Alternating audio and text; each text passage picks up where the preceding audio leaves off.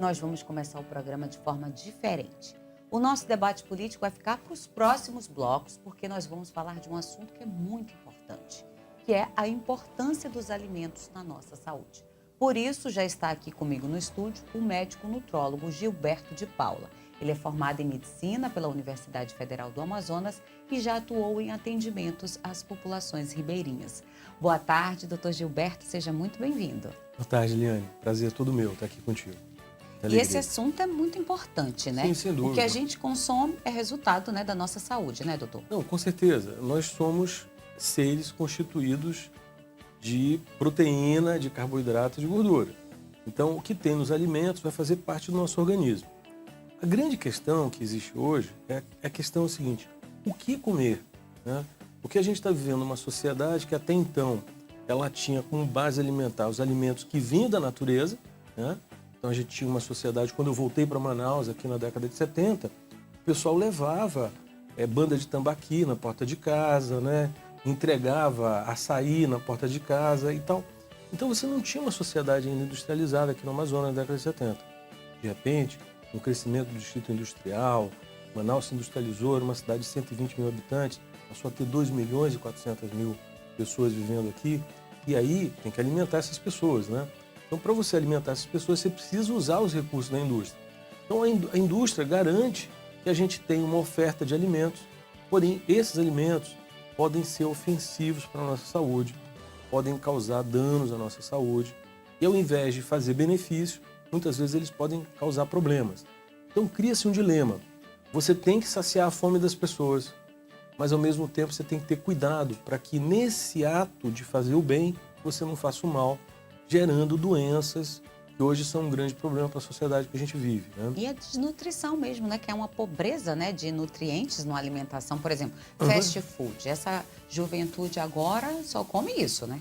Essa questão do fast food, para você ver o impacto que isso tem na saúde humana, é tão grande que ele extrapola a questão puramente corporal física. Só para você ter ideia, o governo da Austrália fez uma pesquisa nos últimos 10 anos e descobriu que existe uma correlação direta entre o consumo de fast food e doenças mentais na adolescência e na juventude. Meu Deus, que horror! Impactando a prescrição, porque lá é socializado, a medicina é socializada, então quem paga as consultas e quem paga os antidepressivos é o governo. Então o governo percebeu que houve um aumento epidêmico da prescrição de antidepressivos e ansiolíticos para jovens e adolescentes, entende? É remédio forte, né? Muito forte, impactando a saúde da população. E onde é que está o problema? Na alimentação. Muito pobre, né? Muito pobre, principalmente porque assim, a questão da conveniência, né? Eu estou em casa, minha mãe não pôde preparar o alimento em casa, eu vou ligar para um iFood da vida. E é gostoso, né? Por que é tão gostoso essas coisas industrializadas? Porque existe uma questão que é evolutiva, tá? O ser humano e todos os animais que tem na face da Terra, eles são guiados por 3 instintos básicos. O primeiro é se guiar pelo prazer. O prazer garante que você opte por escolher os alimentos, comer, você comendo, você nutre o teu corpo. O segundo é que é a reprodução, está relacionado ao prazer, né? Perpetuar a genética sua e da pessoa com quem, ou do ser que está trocando genes. Não, trocando genes contigo, né? No caso. O terceiro é evitar a dor, evitar o sofrimento, tá? E o segundo é evitar a dor, e o terceiro é poupar energia. Isso, há 10 mil anos atrás, era legal, porque você procurava comer as frutas, procurava ir atrás dos alimentos, se movimentava ativamente, procurava evitar o sofrimento, se machucar, porque não tinha medicina para reparar. Um machucado poderia significar morte, infecção, né? E poupar energia, porque você não sabe se amanhã ou na semana que vem você vai ter alimento, né? Agora imagina o seguinte: você transporta essas diretrizes de 10 mil anos atrás para agora, em que você tem uma abundância de alimentos, que esses alimentos têm 3 componentes que são viciantes: açúcar, gordura e sal. Esses 3 alimentos, 3 componentes do alimento, eles liberam uma substância no teu cérebro chamada dopamina. Prazer.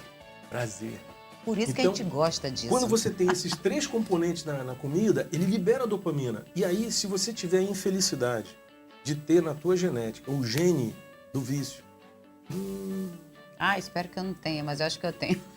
Se tiver, o risco de você ter uma adicção é muito grande, ficar viciado é muito grande. Você chegou a assistir aquele filme A Baleia? Não. A Baleia é um filme muito atual, que ganhou inclusive o Oscar, né? Então é um filme que fala de uma pessoa que ela fez umas opções na vida que acabou levando ela a uma depressão e ela acabou desenvolvendo o vício de comer fast food. É a história do homem que ficou preso dentro de casa, pesando 260 quilos, tá? E vivendo de dar aula pela internet. E é o drama dele, é o drama de uma pessoa que teve opções, né, na vida, e essas opções não deram certo, ele acabou ficando frustrado. Ele jogou no fast food toda digamos assim, Aquela carga de depressiva. necessidade dele, ele obtinha dopamina para se sentir feliz comendo. Então ele vai engordando, engordando, engordando, engordando, e o filme é sobre isso. E isso está acontecendo na nossa sociedade atualmente. Você pode ver isso daí. No Brasil isso está acontecendo. As nossas crianças mais gordinhas, ultimamente, não é saudável. Não, muito, muito acima do peso, né? Total acima do peso, são sedentários, né? Só querem estar com joguinhos, né, eletrônicos e comer esse tipo. Olha, recentemente, semana passada, eu fui acompanhar minha mulher, que ela foi correr, fazer os 21 quilômetros dela lá na Colômbia, né? E aí, o que eu observei lá na Colômbia? Um negócio muito interessante em Bogotá. Primeiro, você vê pouquíssimas pessoas obesas em Bogotá. Isso é uma coisa muito interessante. Segundo, você não vê criança pequena usando celular. Ou seja, né? E as pessoas optam mais por comida saudável. E há uma questão, as pessoas andam em Bogotá. Esse andar, ele tem uma importância muito grande na composição corporal da gente. Manaus é uma cidade que as pessoas não andam. Mas também esse clima, né, doutor, não Mas é... Mas aí você tem que ter uma cobertura. Complicado. Veja bem, lá no Rio de Janeiro você tem calor também, você anda, porque você tem uma cobertura. Mas a gente tem um mar, né? Tem um mar que dá aquela sensação. Não, mas na rua ali do lado tem aquelas coberturas e tal, a questão de arquitetura. Mas aqui a gente não tem muito, não. Doutor, quando você quiser enfatizar alguma coisa, você pode olhar para essa câmera aqui, ó. Ok. Essa aqui. Quando você quiser, olha, gente, vamos chamar a atenção para esse assunto. Mas já que a gente está falando de alertas, né, sobre alimentos, a gente está passando por uma situação de alimentos contaminados, né? Mais especificamente os peixes, não é isso, doutor? Sim, Explica pra gente o que está acontecendo. A gente já há algum tempo se sabe disso, né? Que a Amazônia está sofrendo um processo de intoxicação com mercúrio. A Amazônia está tendo problema com mercúrio. Isso está relacionado com a atividade de garimpo, essa questão do ambiental, ela está impactando. No início, esse problema ele era percebido mais nas populações indígenas e nos ribeirinhos, né? Eles começaram a apresentar problemas neurológicos, problemas psiquiátricos, problemas digestivos, problemas inflamatórios, problemas renais, cardiovasculares, ou seja, o mercúrio é um veneno que afeta a saúde da pessoa como um todo, ok? Só que isso era uma coisa que estava acontecendo tão somente com as populações indígenas e com os ribeirinhos. Estava restrito, né? Porque eles são as pessoas que comiam peixe e tal, e digamos assim, por estarem em regiões mais próximas dos garimpos, eles eram afetados diretamente por isso. Só que hoje, isso está acontecendo com a população daqui de Manaus, tá? Pra você ter ideia, eu tenho muitos pacientes que eu atendo no consultório que estão apresentando intoxicação por mercúrio. E eles apresentam, porque assim, não é uma coisa, não é um sintoma único, entende? Quais são os sintomas, A pessoa doutor? pode apresentar problemas neurológicos, ela pode ter depressão, ela pode ter ansiedade, ela pode ter fadiga, cansaço, ela pode ter sensações de queimação, de formigamento nos membros, entende? E são pacientes que eles rodam pelos neurologistas, rodam pelos clínicos. E não se encontra o uma que causa, está né? acontecendo. Porque assim, você faz os exames e não encontra nada. Somente se você solicitar um exame de sangue, que o convênio paga, tá? E o SUS também paga. Se você solicitar esse exame de sangue... Mas é específico esse exame? É específico, é a dosagem de mercúrio no sangue. Nossa, eu nunca tinha feito um exame É um para exame isso. interessante de fazer. E agora a gente tem que incluir isso na rotina, Também doutor? tem que incluir na rotina. Principalmente quem come muito peixe? Principalmente quem come muito peixe. Porque você não sabe a procedência, né? A gente não tem um serviço de definição. Olha, esse peixe procede Tá de vindo tal rio de tal lugar, a gente não sabe. Infelizmente, você vai comer o peixe que está lá. Agora, veja o paradoxo disso. A melhor dieta conceituada, a dieta mais saudável do mundo, Liliane, Peixe. é a dieta que é chamada de dieta mediterrânea, que ela é baseada em peixes, entende? Então você vê assim, há mais de 16 mil anos, o homem está aqui na Amazônia comendo peixe, sempre foi saudável. E aí, de repente, vem essa coisa da febre do ouro, né? E vamos tirar ouro, essa coisa toda, custe que custar e tal, essa coisa toda. É isso, E aí, isso aqui, né, que está acabando exatamente. com as águas, né, contaminando as águas, contaminando os peixes e contaminando agora nós. A nós. Então isso está chegando na gente, entendeu? Isso pode agravar. E tem estudos nos Estados Unidos mostrando que quanto maior a contaminação de mercúrio numa sociedade, maior a incidência de autismo. Ou seja, você não só danifica o indivíduo que já está constituído, já está adulto, mas você já prejudica as gerações futuras. Tá? E a coisa mais grave de tudo isso é você contaminar as mulheres que estão gestando. Esse é que é o grande problema. A mãe que está gestando, ela vai passar esse mercúrio para a criança e vai danificar o sistema nervoso da criança de forma irreversível. Irreversível, né? Entendeu? Então, a minha posição hoje, porque eu sou médico e professor da Associação Brasileira de Nutrologia, tá? A mensagem que eu trago aqui é: dose o mercúrio no seu sangue, que o SUS paga, o convênio paga. Os médicos devem fazer isso aqui na Amazônia. Exija isso agora, né? Exija isso, eu quero dosar o mercúrio no meu corpo, porque nós estamos na vigência de uma epidemia oculta. E ela pode causar danos irreversíveis. Muitas pessoas vão ter sinais e sintomas parecidos com Parkinson, mas não é Parkinson, é o mercúrio. E olha que interessante, se você conseguir diagnosticar isso precocemente e remover esse mercúrio do corpo da pessoa, você evita que ela tenha um desfecho. E como é que trágico. remove, doutor? Existem substâncias, remédios chamados agentes quelantes, que você administra para a pessoa ou via oral, né? Ou endovenoso, se ele não respondeu via oral, você pode fazer endovenoso. Existe um processo chamado quelação de metais pesados, que é uma coisa hoje, assim, esse protocolo já está muito bem definido no mundo todo. Eu cheguei a fazer esse treinamento há uns 20 anos atrás nos Estados Unidos. Na época, a gente não tinha uma demanda tão grande para isso. Só que hoje, Liliane, isso está crescendo de uma maneira assustadora e que seria antiético eu ficar no meu consultório tratando as pessoas disso e não comunicar isso para a sociedade, não comunicar para os outros médicos, para eles ficarem atentos a isso também. Com certeza, né? Entendeu? Até para dar uma freada. Tentar dar uma freada nessa nisso aí. contaminação, né? E outra coisa que a gente tem que ter, Liliane, eu acho isso aqui uma coisa muito importante, e como você é uma pessoa que está nessa área, você teria condição de discutir, pelo menos, levar essa discussão, a questão da certificação dos peixes e a procedência dos peixes. Exigir, né? As pessoas agora têm que saber de onde exigir. vem. Por exemplo, o vinho tem origem controlada, o azeite de oliva tem origem controlada e o peixe não tem, Liliane? Pô, Exatamente. pelo amor de Deus. E a gente compra muitas das vezes nas feiras, né? Como a gente separa umas imagens. Então a gente não sabe, né? Ali eu não tenho como certificar nem quem está Imagina, se vendendo. nós quisermos transformar o Amazonas uma referência na produção de proteína de peixe para o mundo, nós temos que certificar. Se nós certificarmos, a venda desse peixe para fora vai ser uma indústria para a gente, mas tem que certificar. Essa certificação nos beneficia e cria uma indústria de peixe bacana, segura, tranquila, que a gente vai vender peixe para o mundo todo. Vai ter que ser uma questão de saúde pública, mas também de vigilância sanitária, vigilância sanitária. Onde tem que haver agora a criação de um selo para poder certificar a procedência desse peixe, de onde que ele está vindo, e tem que fazer testes também. Sim. Vou te dar uma informação que talvez você não tenha. A antiga FUCAP, ela tem a máquina para fazer isso. O teste, né? Tem a máquina. Não tem o protocolo, o procedimento. Então seria possível criar uma joint venture, tá? Pegar uma empresa americana, ou alemã, francesa, que seja, suíça, que tutorie o pessoal da FUCAP a usar essa máquina, porque essa máquina custa 5 milhões de dólares. Está lá parada. Está lá parada, sem uso. Então, o Estado do Amazonas já tem essa máquina aqui, tá? E ela pode ser muito bem utilizada, uma parceria com a SUFRAMA, porque é a SUFRAMA que controla lá essa coisa. Agora, com essa questão do novo CBA, né? O Centro de Biotecnologia. Exatamente.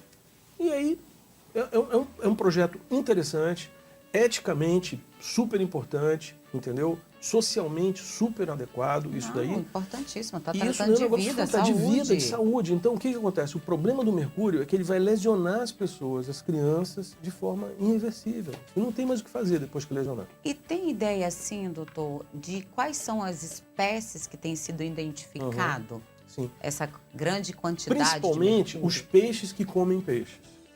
Esses são tucunaré. Eu não entendo de peixe, né? Tucunaré, então, por exemplo, vou dar um exemplo. O tucunaré, por exemplo, é um que ele... Né? Os que não comem peixe, por exemplo, que é o caso da sardinha, tá? Que é o caso do pacu, esses daí eles têm um teor menor. entende? Porque a tua história... Ele está na água ele lá, tá na água, mas assim... mas como ele não come o peixe que está também contaminado... O ciclo do mercúrio é o seguinte, o mercúrio em si, o metal, você não consegue absorver ele direto. Ele precisa ir para a Terra, passar por um processo microbiológico para ser transformado na forma orgânica. Então, só quando ele vai para a Terra ou para o fundo do rio, vai acontecer essa química e transformar ele de mercúrio em metilmercúrio. A partir do momento que ele vira metilmercúrio, aí o peixe come o plâncton, passa para ele e ele fica com uma quantidade pequenininha. Como o peixe que come peixe, ele vai comer os outros peixes, então que estão contaminados. Aí aumenta maior. A carga que ele vai ter é maior. E como nós comemos esse peixe, acaba que a coisa termina na gente. Ou nós seja, estamos no topo da cadeia alimentar. a gente está comendo o quê? O quê? Tucunaré? O que mais? Tem tucunaré, tem... O tambaqui. O tambaqui nem tanto, Não tem? Não, E pirarucu? eles têm, mas não tem em níveis tão altos como os peixes que são Porque assim, os de mais rio. consumidos é tambaqui e pirarucu, digamos assim. Mas tem os outros aí que eu agora nesse momento... Pescada. Não, pescada a quantidade é menor. Todos os peixes têm mercúrio, mas os que comem peixes, os que são predadores, por exemplo, pirarucu, come peixe, esse daí, a quantidade dele vai aumentar. Entendeu? Então o pirarucu, que é um peixe que eu gosto bastante, é complicado. Mas assim, aí é o que eu te digo. Teoricamente, sim. Mas se você tiver uma empresa, governamental ou não, privada que seja, que certifique e te diga a quantidade que tem, você pode fazer a opção. Um peixe que vem do Rio Madeira, que provavelmente deve estar muito contaminado. Uma incidência muito maior, né, de mercúrio. De mercúrio, né? Do que um peixe do Rio Solimões. Que já tem entendeu? áreas, né, porque como as operações estão muito intensas em determinadas áreas, os garimpeiros estão indo para outras áreas. Sim, com certeza. Aqui da nossa região. E que muitas vezes esses dados não são revelados por conta de operações, né, da Polícia Federal, juntamente com o IBAMA e outros órgãos que fiscalizam. Mas a gente já tem essas informações que eles estão atuando em outras áreas por conta, né? Ou seja, outras áreas estão sendo contaminadas. Então, ok. Agora eu te digo, se você tiver uma medição sistemática disso daí, você sabe que, por exemplo, o peixe da calha tal está começando a apresentar níveis aumentados de mercúrio, se eu estiver medindo, né? Digamos, fulano tem um pai que era diabético, a mãe era diabético. Será que ele está diabético? Eu só vou saber se eu medir. A produção está me passando aqui um dado de onde, Juan, o G1 fez uma reportagem com especialistas e disse que a cada 5 peixes, só um não está com aquele índice tão grande de contaminação do mercúrio. Olha, a Amazônia toda está contaminada de mercúrio. Tá?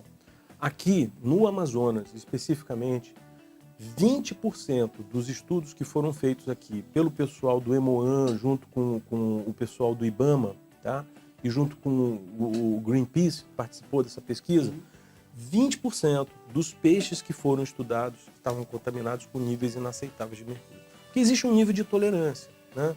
O qual não se considera tóxico, mas estavam acima do nível aceitável. É gravíssimo, 20% do Amazonas. Só que nos estados vizinhos, os níveis são maiores. Tá? No Pará é bem maior que o nosso, é 39%, e parece que em Roraima, ou em Rondônia, não estou bem certo, é 40%. Roraima, que Roraima também é terra de garimpo, também muito intenso. É o dobro do Amazonas. Isso. Assustador isso aí. A atividade também. Doutor, por exemplo, a gente está falando dessa contaminação por mercúrio, mas existem outras contaminações também que a gente pode, né, adquirir através de um alimento. Né? E isso ao longo prazo, o que pode ocasionar no nosso corpo? Eliane, tem uma contaminação muito frequente hoje na nossa sociedade inteira, não é só no Amazonas, é no mundo inteiro. O mundo inteiro que adotou o uso dos alimentos transgênicos se defronta com um problema muito sério, que é chamado glifosato.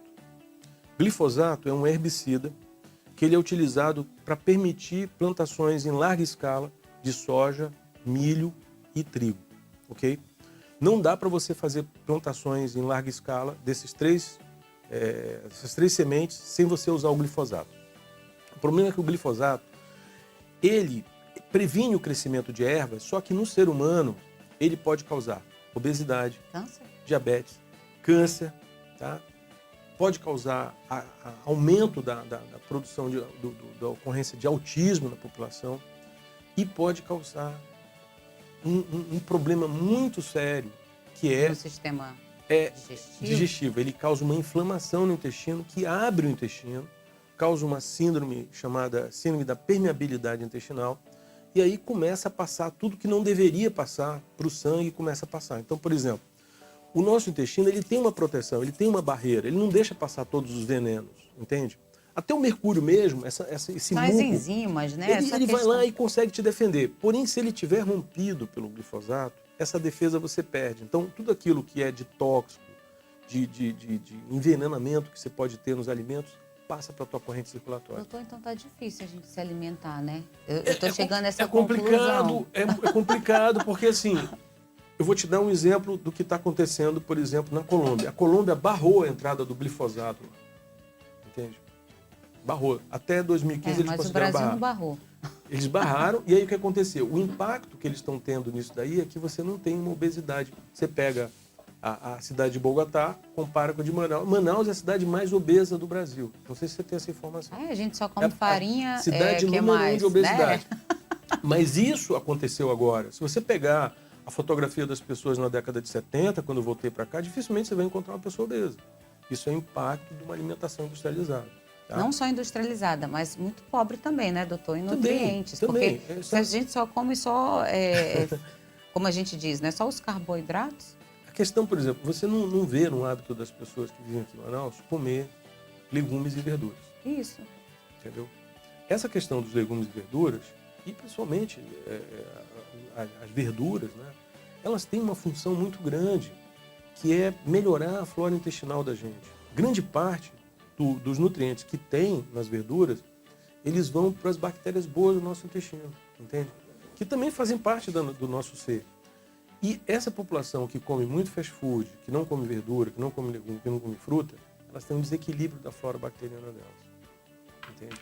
Tá complicado. E aí isso perverte o paladar, isso daí faz a pessoa querer mais açúcar. Consequências assim bem danosas, baixa imunidade, né? Se a gente começa a ter mais infecção, aí começa a usar mais antibiótico começa a ter mais... enfraquece também, não o tem sistema defesa. imunológico, aí começa a ter candidíase, entendeu? Aí tem essa epidemia de candidíase vaginal que fica tratando. Você vai ver, é o tipo de alimentação que a pessoa tem. É uma alimentação rica em açúcar, principalmente açúcar, que açúcar é o grande... Né? As mulheres, então, né? Açúcar é o negócio, né? Chocolate, entendeu? Olha, doutor Gilberto, essa nossa entrevista está muito interessante. A gente ficaria aqui o programa todinho, mas olha, eu vou lhe convidar mais uma vez para a gente falar, porque é importante. A gente está fazendo esse alerta para a população, ainda mais assim, para a gente pelo menos tentar se reeducar, né? É difícil a gente mudar alguns hábitos. A gente pode, digamos assim, ter uma gestão sobre isso daí, entendeu? Eu acho que dá para a pessoa planejar. Hoje tem nutricionistas aqui em Manaus, nós temos muitas nutricionistas aqui em Manaus que podem participar de programas educativos, entendeu? Inclusive, recentemente eu fui convidado para dar 5 conferências na Abram sobre a questão da obesidade. E na minha última conferência eu coloquei lá, e coloco aqui para você, que o problema da obesidade hoje, ele não é um problema só do médico, não é um problema só do nutricionista. É um problema também da sociedade como um todo. Então, da mesma maneira que a gente organizou no passado instituições para cuidar da tuberculose, para cuidar da sífilis, para cuidar da malária, porque eram doenças epidemiologicamente que estavam acometendo a sociedade, estavam vitimando a sociedade, eu penso, da mesma maneira, nós teríamos que agir com a questão da obesidade. Nós teríamos que ter instituições multidisciplinares que pudessem tratar e prevenir a obesidade de uma forma ampla, que passa pela questão educacional, que passa pela questão das mídias sociais, atuando no sentido de modelar a mentalidade da sociedade, porque o que você tem que mudar, Liliane, é a mente das pessoas. A diferença que existe entre os animais e os seres humanos é que o ser humano tem uma mente, tem um raciocínio, cognição. Então, se você educar as pessoas, você consegue reverter essa situação. Agora, se você deixá-las sem ter essa orientação... O bel prazer. Se você deixar... Tem um termo em latim que é chamado ad libidum, sabe? Assim, à vontade, como diz os franceses, à vontade, né? Então, se você der, vai dar problema. Então, você não vai deixar o seu filho comer tudo que ele quer. Mas Você eu não vai- deixei já algumas Pois é, vezes, mas doutor, aí é uma coisa que, né? a gente tem que repensar Rever isso muitas daí. coisas. Então, a questão da obesidade hoje, ela, assim como o diabetes, é a epidemia do século XXI.